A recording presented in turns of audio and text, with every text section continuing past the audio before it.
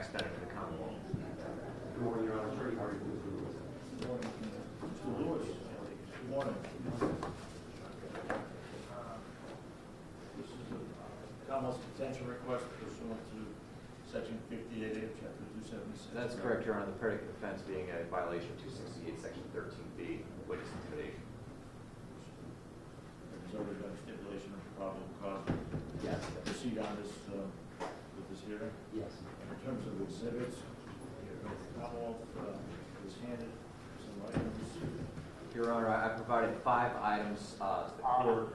Item number 1 being Springfield Police Report 24-2836-AR.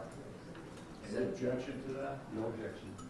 Second exhibit I provided the court, Your Honor, would be Springfield Police Report Narrative 25-28AR.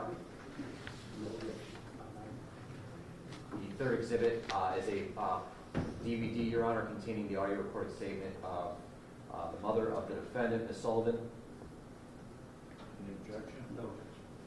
Exhibit number 4, Your Honor, is a disc with the 28 or 25-28-AR marking. Your Honor, that video contains footage from a ring camera that captured some of this incident. Objection? No objection. Exhibit number 5, Your Honor, is a printout of a screenshot of a screenshot. And additionally, Your Honor, I have filed a motion to impound these exhibits. I know this is a little unusual for a 58A hearing. However, I think to provide the court with the necessary context for this hearing, I did have to provide the court some information about an ongoing investigation into an officer-involved shooting. Those details have not yet been made public. Additionally, this case involves allegations of this defendant going to the home addresses of police officers. We're still investigating how he got those. So those are also details not made to the public. Additionally, I was not able to present this case to you without some exhibit demonstrating the addresses involved here, and I would like to keep that accounted as well for the officer's safety given the situation we find ourselves in. I don't believe there's an objection to my motion to impound. Even though it is unusual, I'd ask the court to endorse it. No objection. No objection? That'll be allowed. How long are you asking to be allowed for? To the resolution of this case, Your Honor, or to the resolution of the officer-involved investigation. I need to put it, initially, I'm impounded for 90 days, and if it needs further, make an additional request if necessary. That's fine, Your Honor. Thank you.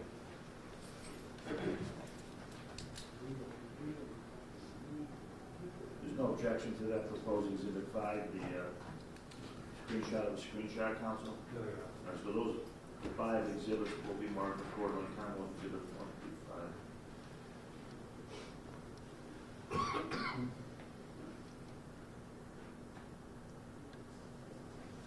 In terms of the, no witnesses. That's correct, Your Honor. I'm going to rest solely on the exhibits that I've provided you. About the defense intent to call any witnesses or offer any evidence? No, Your Honor. The recorded exhibits 1 and 2, or 2 and 3, 3 and 4. 3 and 4. You intend to play those in open court? I do not, Your Honor. Exhibit 3 is a 40-minute recorded interview. I'm simply addressing something that was said in the first 2 minutes of that, and the rest of it kind of gets into the officer-involved shooting and isn't really relevant. Any portion of that video you played? No, Your Honor. No, Your Honor. What about exhibit 4? I do That's not. the ring camera. That's the ring camera, Your Honor. I don't anticipate playing that. I'm simply providing it as corroborative evidence as to the comments made in exhibit number 2. All right, so with respect to these 2 discs, exhibits 3 and 4 respectively, I need to review it. I can get it in my lobby. Is that okay with the panel? It is, Your Honor. Okay with the defense? Yes. And it would be the first 2 minutes of the interview? That's correct, Your Honor. Very good. There's a single statement from the beginning 2 minutes of that interview that I intend on addressing to the court. Understood. Ready to argue? I am, whenever the court's ready. I'm ready. Your Honor, the date of offense in the case at bar is the early morning hours of Saturday, January 4th, 2025. However, for the to give context to these actions, I do think we have to address an incident that occurred on November 21st, 2024. On that day, Springfield Police responded to the area of 27 Lyman Street for several calls coming in about an individual who had been drinking, an individual who was apparently in mental distress, and was making suicidal statements, and that individual was armed with a rifle and a handgun. Officers arrived in that area, made contact with the callers, and attempted to gain access to the building. As they did that, this individual by the name of Devin Lewis came out of the building with a firearm in his right hand and another firearm in his left hand.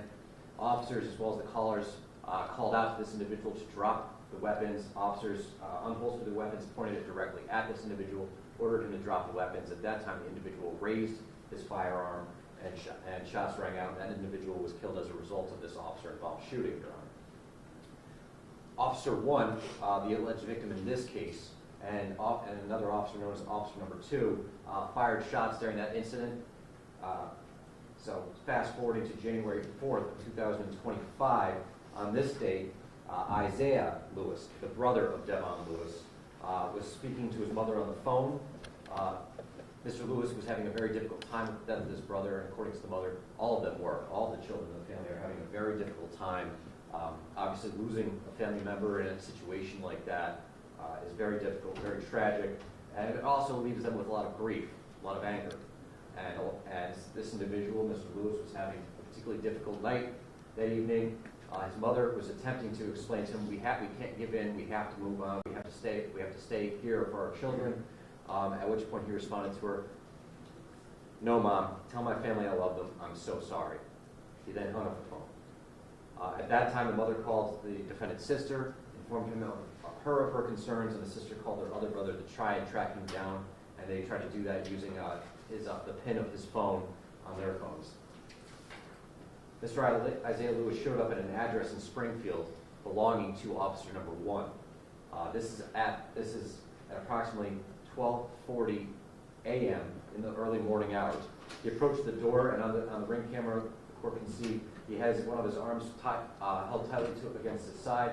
Officers immediately recognized his posture as securing a firearm. Their concerns about that were later validated with the recovery of a firearm.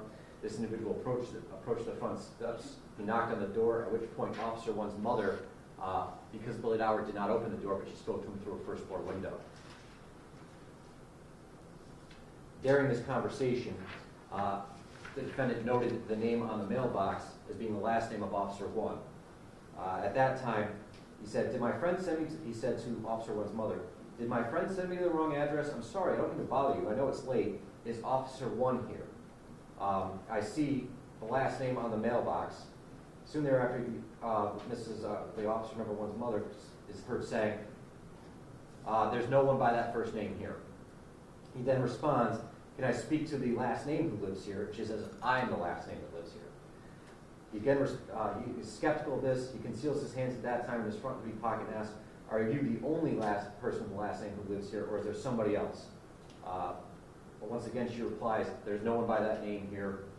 And she then asks the defendant his name, and he says, "My name is Devin Lewis," the name of his deceased brother. "I just want to speak to the last name who lives here, that's all." In response, she says, I am the only one by that name who lives here." However, Mr. Lewis responds, "I know there's another person by that last name who lives here." He then walks away from the property saying, "Answer the door at 1 p.m, I'll be here." So in essence, what we have, Your Honor, Officer Number 1 is going to recognize that name. He's well aware of who that person is, and in effect, the message being communicated to him is, "There's a dead man looking for you, and he's going to be back here at 1 o'clock tomorrow." Luckily, a lot of this was captured on a ring camera, including the vehicle the defendant got into, as well as the defendant's physical likeness. Immediately, Springfield police were contacted. The images of the vehicle and Mr. Lewis were put out to all officers on the road, and very quickly they were able to determine that is in fact Isaiah Lewis, and they were able to look out for his vehicle. His vehicle was pulled over approximately 2 o'clock in the morning, Your Honor, and officers noted that when they pulled him over, a pat was conducted on Mr. Lewis. He had a firearm, a Glock 19 9mm handgun, holstered on his right hip, underneath his hooded jacket. You can see him not gesturing, but keeping an arm on during this incident. This was like a little over an hour after the incident? Correct. However, Your Honor, so he has this firearm on him. Additionally, that has a full clip. He has a round chambered in the magazine, as well as 9 additional rounds in the magazine. He has an additional magazine on him, also containing 10 rounds of ammunition, all of which is a high-capacity magazine. He is a licensed gun owner. However, that is still, however, he's still not allowed to have large-capacity magazines of that type.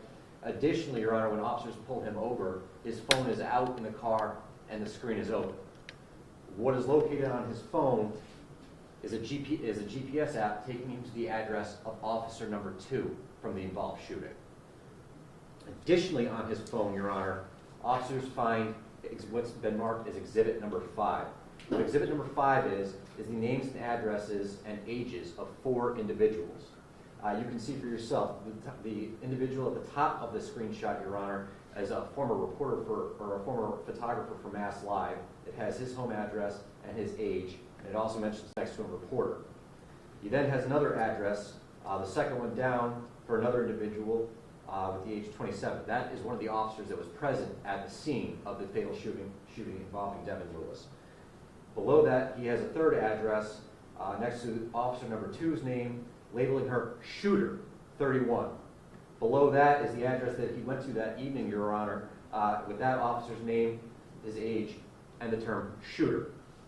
So we have several individuals who were involved in the death of his brother. He has a list of their ages and addresses. We still don't know where he got that from, and that is very much going to be investigated. So, Your Honor, he's then arrested. He's brought back to the police station. Officers note that he's listed as owning a total of 5 firearms. They've recovered the Glock 19 from him. He indicates to the police that he has 1 additional weapon at his house and he had sold the others. I've been informed, Your Honor, there is no record of the Springfield Police of the transfer or sale of those firearms. Officers do arrive at his home, where he did give consent for them to enter to secure that firearm.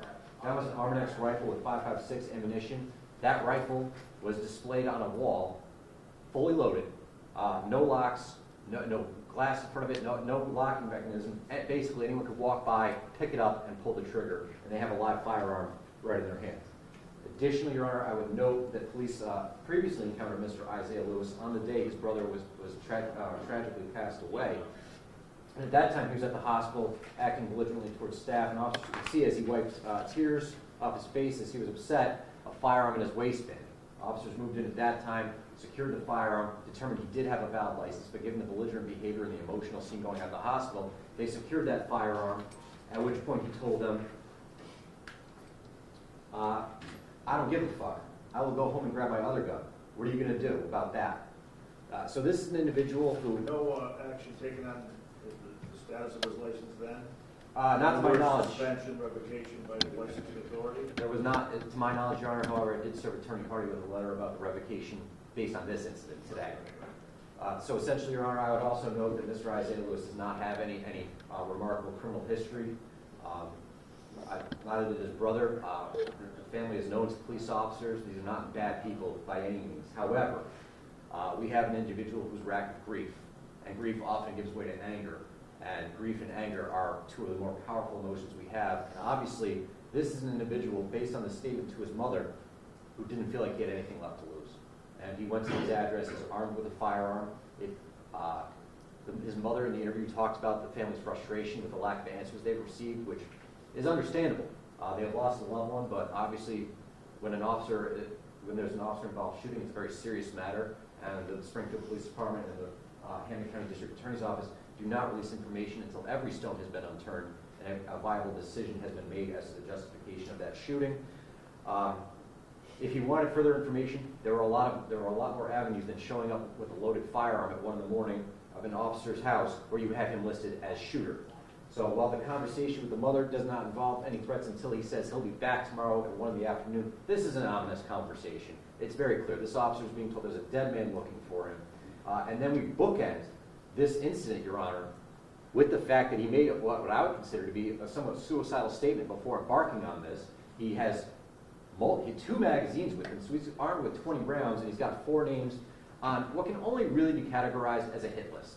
I think the inclusion of the word shooters there show the intent here. This is a very dangerous situation. The only reason the charges aren't more severe is because of the quick thinking of officer number 1's mother and the rapid response by the Springfield Police. They're able to catch him en route to another officer's house.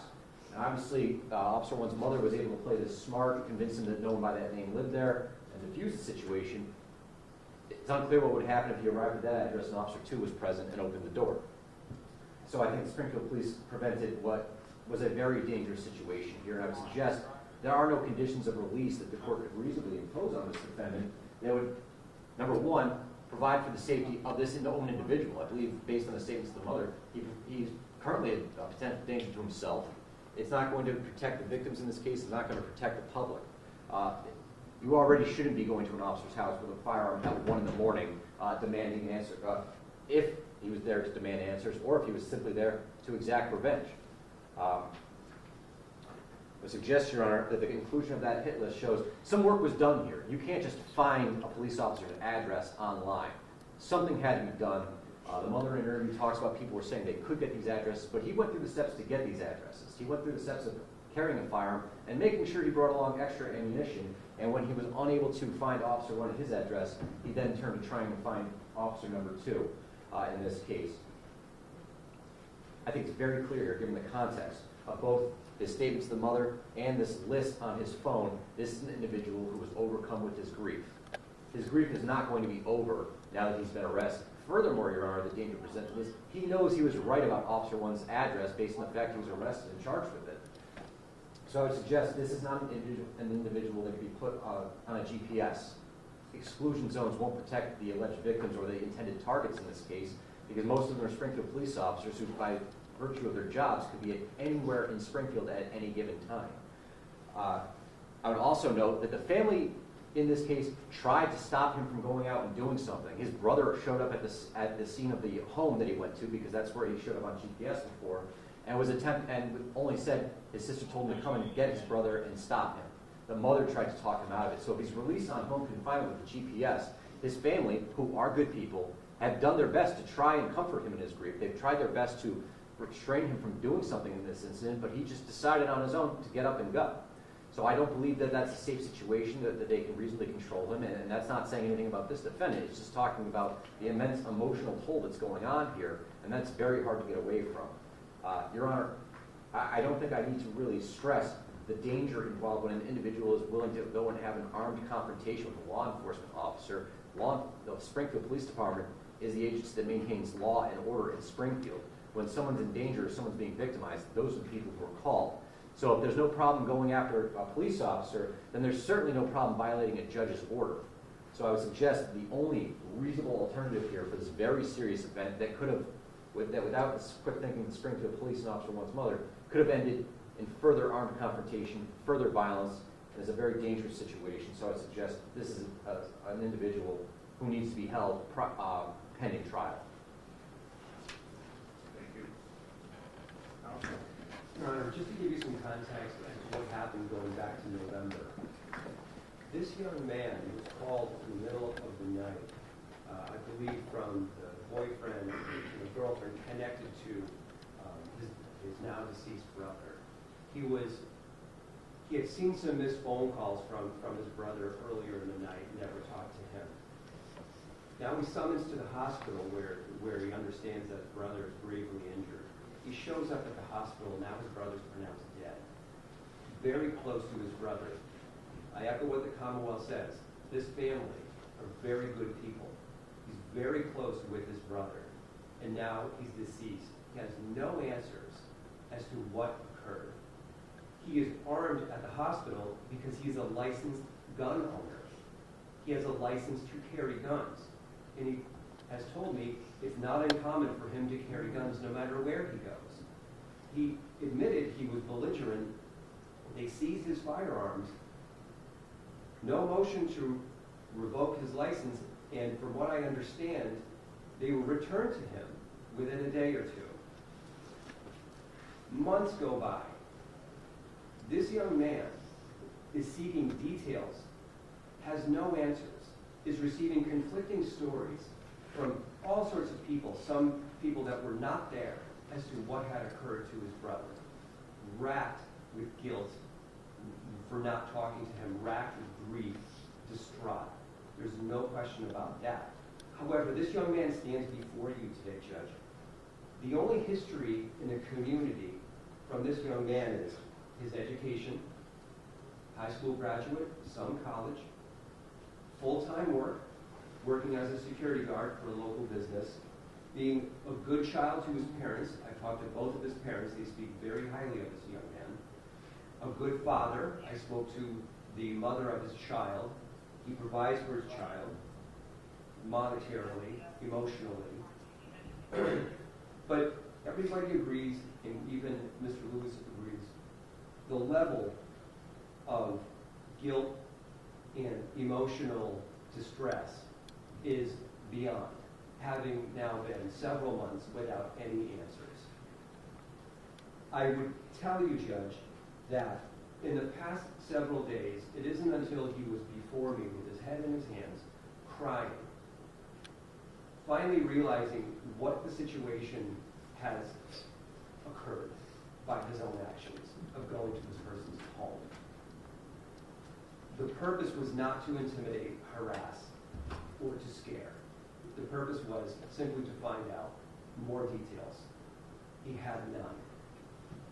And I completely disagree with the Commonwealth's characterization of Exhibit number 5 as a so-called hit list, because there's a name on that exhibit who would have nothing to do with anything that had occurred at the time his brother was shot, but might know some particular details about the scene overall.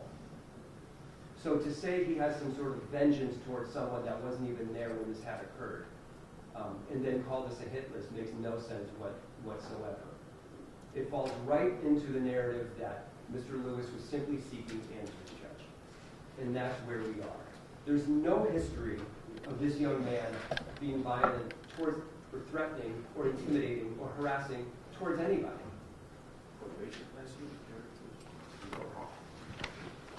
No record?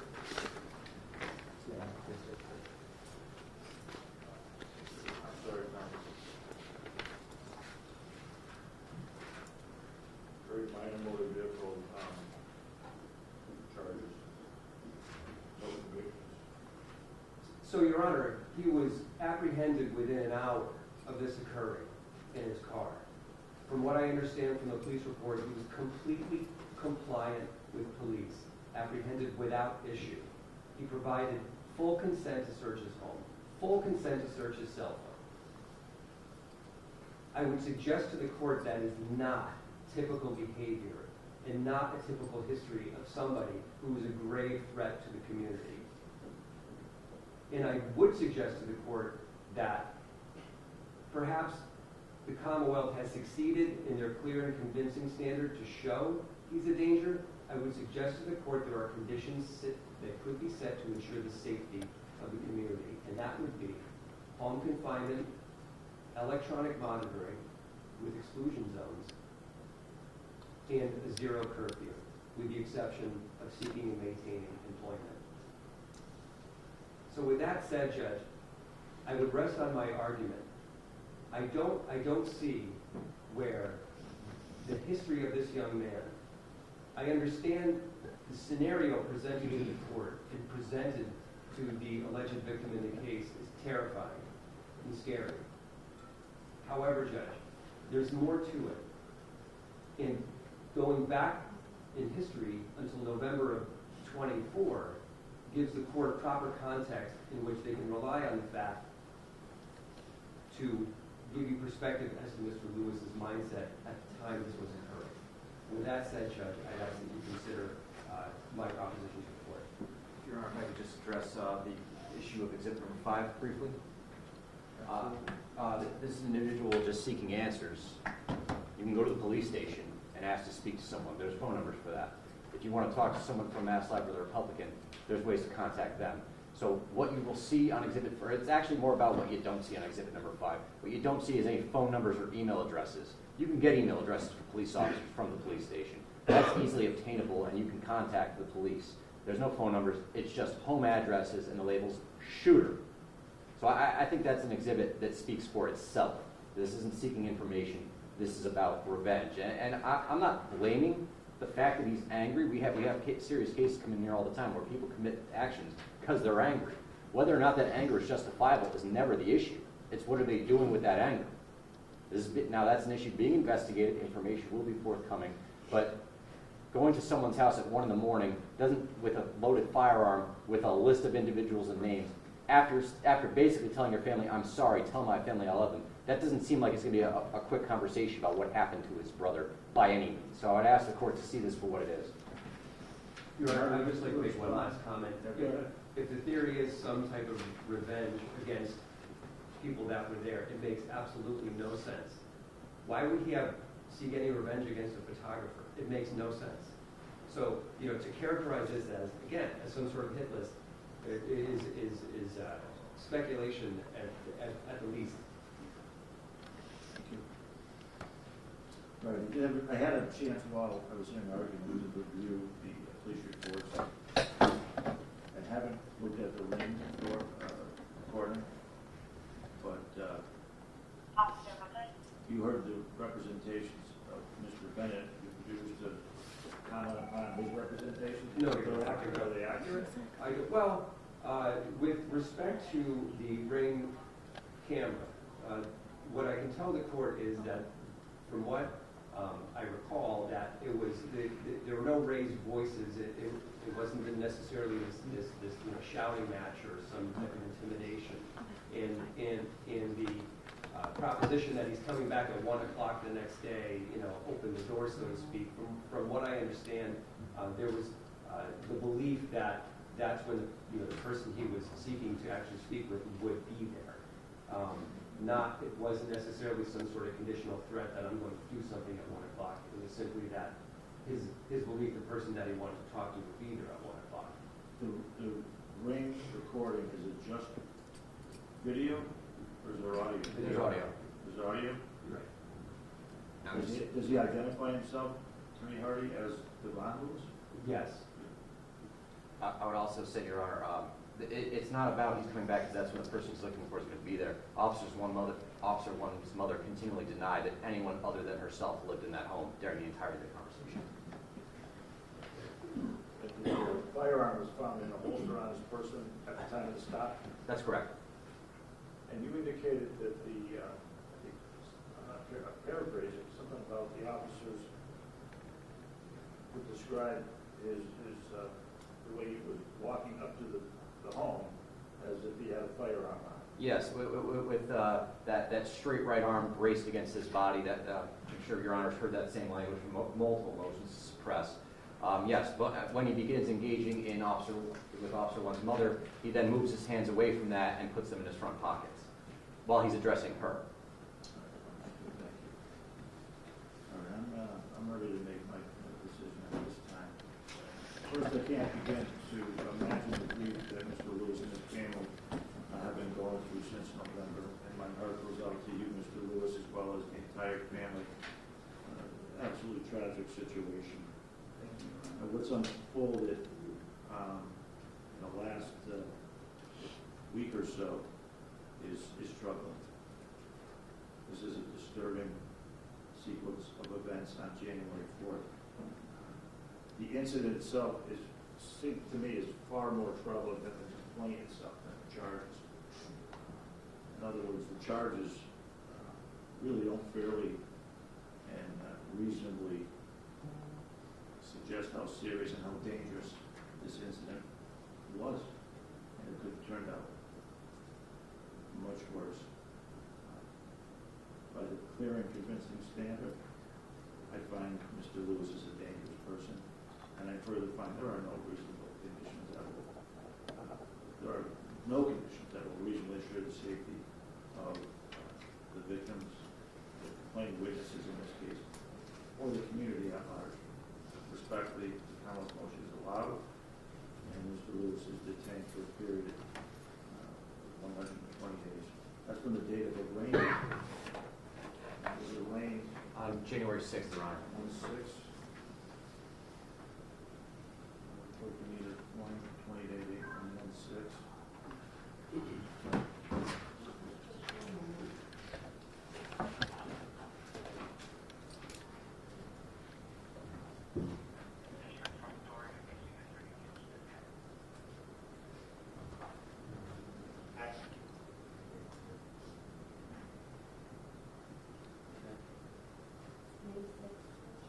May 6th?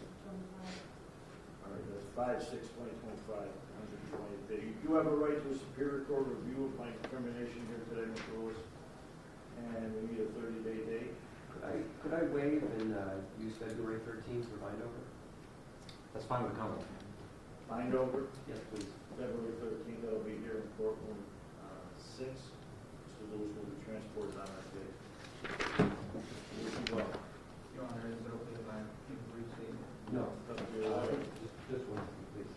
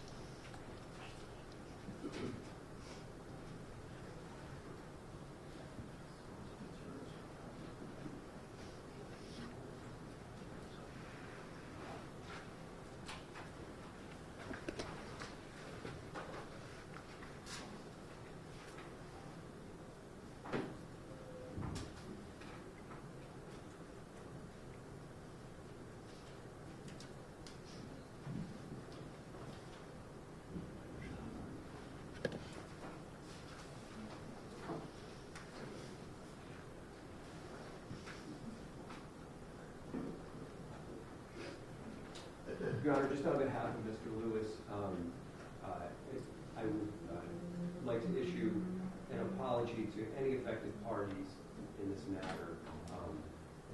Anyone who's been placed in fear, felt intimidated, just to issue that particular gesture. Thank you. Thank you, counsel. All right, take care of it. I wish you well. Thank you, Your Honor.